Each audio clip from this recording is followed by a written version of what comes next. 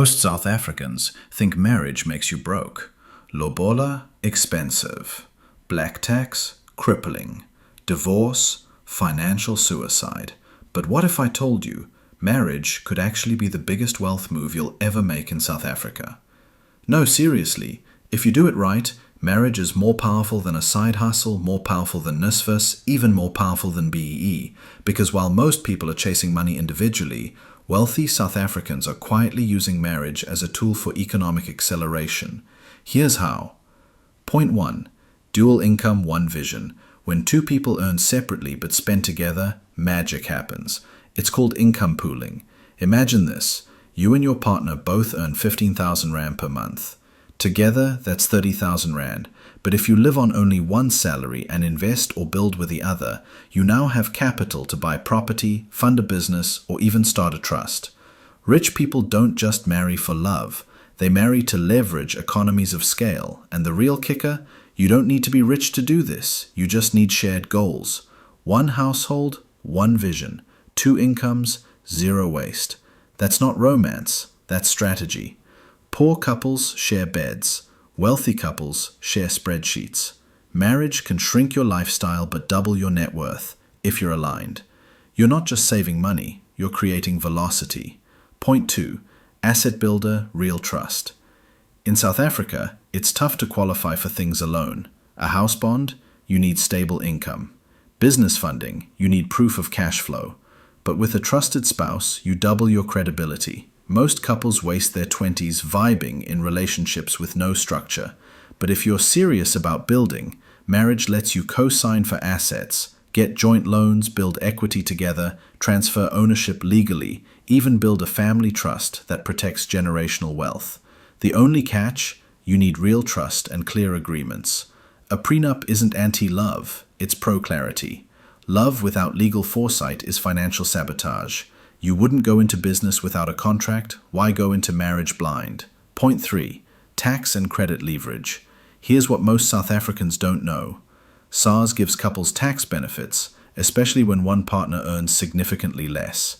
You can split income strategically, get higher loan limits as a unit, unlock lower interest rates, build joint credit profiles, save on tax brackets.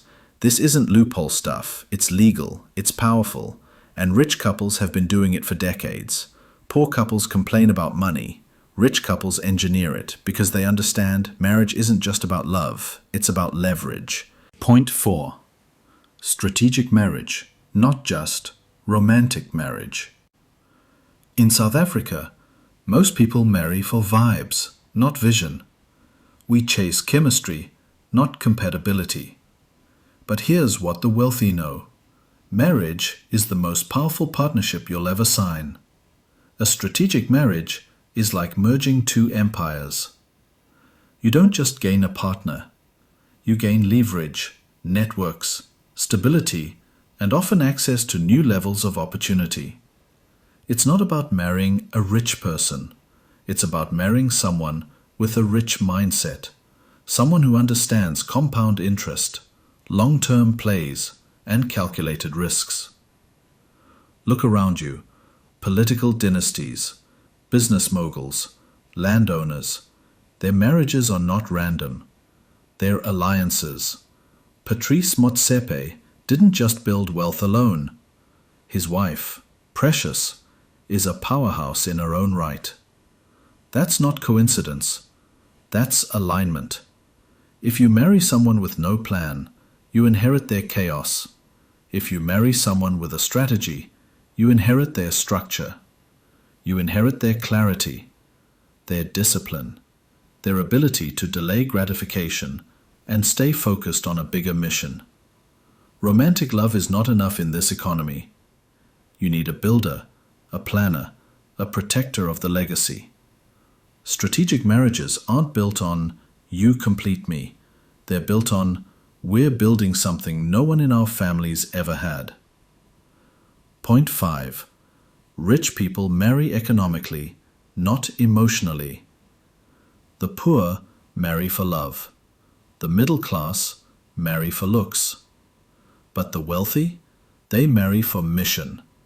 They do background checks. They look at family history. They evaluate credit scores, savings behavior, and decision-making under pressure. That's not cold. That's intelligent. You wouldn't invest in a business without checking the financials. Why marry without due diligence? In South Africa, many people enter marriage without understanding marital regimes. In community of property, you're liable for their debt. Out of community without accrual, you walk away with nothing. With accrual, you both build and protect assets fairly.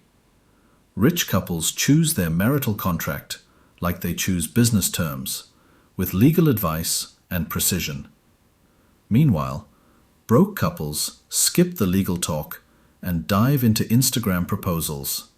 That's the difference. Wealthy marriages aren't always lovey-dovey, but they're structured. They have trusts, joint investments, asset protection plans, legacy goals. They don't just share affection. They share balance sheets, risk profiles, and long-term targets. Because for the rich, marriage isn't just about today's feelings. It's about multi-generational strategy. And here's what no one tells you. When marriage is done with vision, not just emotion, it becomes a force multiplier, not just for wealth, but for peace, power, and future-proofing your bloodline. Let's take it further. Bonus insight number 1. Power couples don't compete, they specialize. In real wealth-building homes, one partner leads the strategy, the other supports execution. One drives the income, the other controls the system. It's not about who earns more, it's about who builds smarter. Think of it like a business. CEO and COO. Vision and operation. That's how dynasties are built.